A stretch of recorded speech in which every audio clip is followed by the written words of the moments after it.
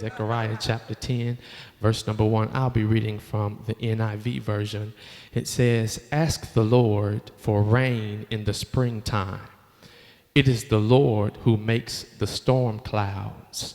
He gives showers of rain to men and plants of field to everyone."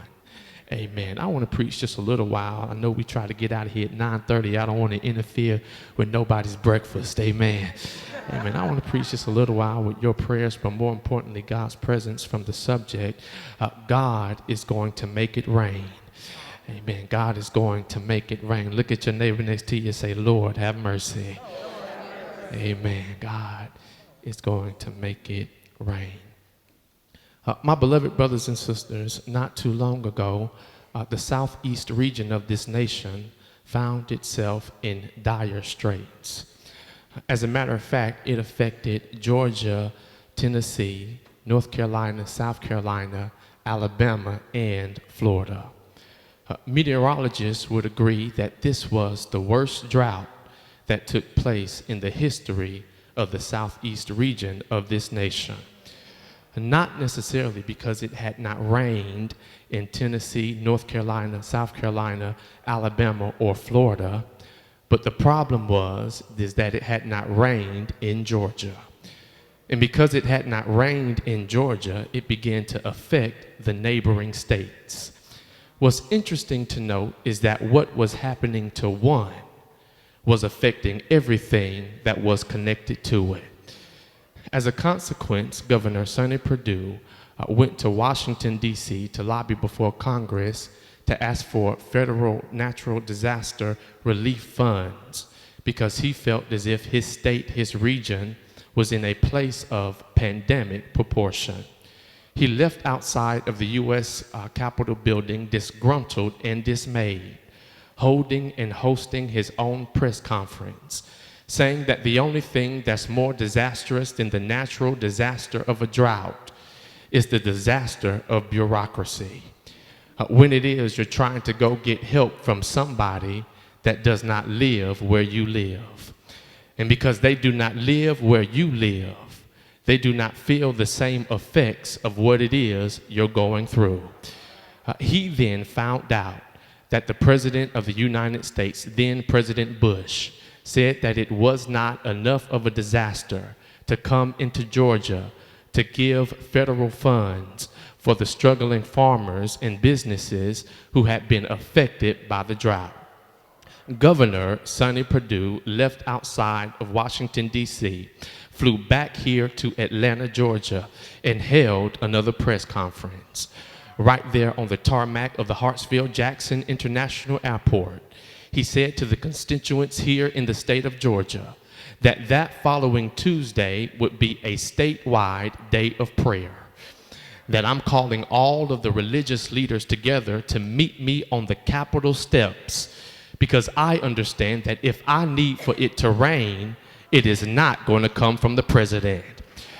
If I need for it to rain, it is not going to come from Congress, but in order for it to rain, it has got to come from a higher power. And my beloved brothers and sisters, just by virtue of the fact that you're living in Georgia and experienced the floods that took place last week, I would in fact hasten to conclude that there are a certain number of you here under the sound of my voice who are in fact going through a drought that you've never experienced before in your life. You're going through a dry place where nothing seems to be growing, where nothing seems to be producing, where nothing seems to be going right. And you, somewhat akin like the governor of Georgia, found yourself caught up in the bureaucracy of red tape, that the people who you thought were going to be able to help you kept coming back with the same lame excuse. Now is not a good time. I wish you would have asked me earlier. There are some things I have to get done on my own. And you too made up in your mind that if people won't be able to help you, then you've got to seek out a higher power. What it is that you've realized with no real training in meteorology is that when you're going through a drought, it not only affects you, but it affects everything that is connected to you. Because you're going through a drought, your children are going without. because you're going through a drought. There are some things in your home that are being left undone because you're going through a drought. Your car is still yet unfixed because you're going through a drought. It is affecting your self-esteem, your psyche, and even your spirit. My beloved brothers and sisters, when it is we come to this small book called Zechariah, you'll note that the children of God are going through a drought and they are not sure what to do. And while it is that they are going through something that in fact has the potential to kill them, they don't even understand that they are in a place where they are about to embark on something that has the potential to change their life forever. When it is we study where Zechariah is placed in the Bible, you'll note that it is just one book away from completing the Old Testament.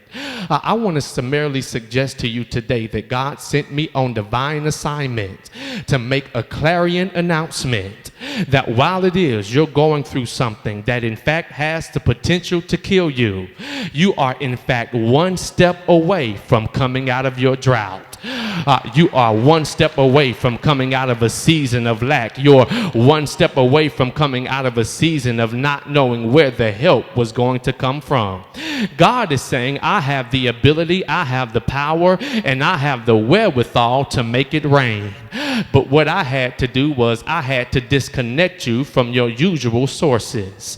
That the job that you depended on, the friends that you depended on, the family that you depended on, this was the season that I had to prove to you that the only thing that can make it rain in your life is your relationship with me. And I would dare say that there are some people here under the sound of my voice who made up in your mind that there is nobody else in the earth that can turn your drought into a downfall but the grace of God. And there are some people, believe it or not, who are looking at you on your road out the side of their eye because they don't understand how you were able to survive this far. And you got to remind them, I don't make enough money on my job to look as good as I look. I don't have enough money in my bank account to take care of all the bills that come in my house. But the reason why I give God the praise, the glory, the honor, and the thanksgiving is because every time I hit a rough spot,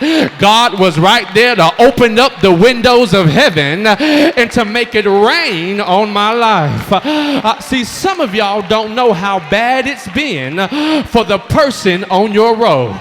They almost filed for bankruptcy. They almost had their car repossessed. They almost faced a foreclosure. They almost lost their mind. But right when it seemed the most arid, where things seemed the most difficult, that's when God showed up. And he had to tap you on your shoulder and remind you, didn't I tell you I never leave you nor forsaken you? And while it's drying up in the lives of other people, I know that the nation is in a deficit, but how is the nation in a deficit and you in the overflow? You don't believe me? Look at you. You're broke and you're overweight. It must have something to do with the fact that it doesn't matter whether or not you're a Democrat or Republican if you're a Christian. Because when stuff runs out for other people, that's when God steps in for you. And some of y'all need to have a flashback to think about all of the times this year when you were between a rock and a hard place, but you begin to give God the praise and the glory, and to this day you still don't know how the check cleared. To this day you don't know how you paid the bill. They might not have been on time, but they were paid. How you had groceries on the table and food in the refrigerator, you got to say, over my head, I hear music in the air. There must be a God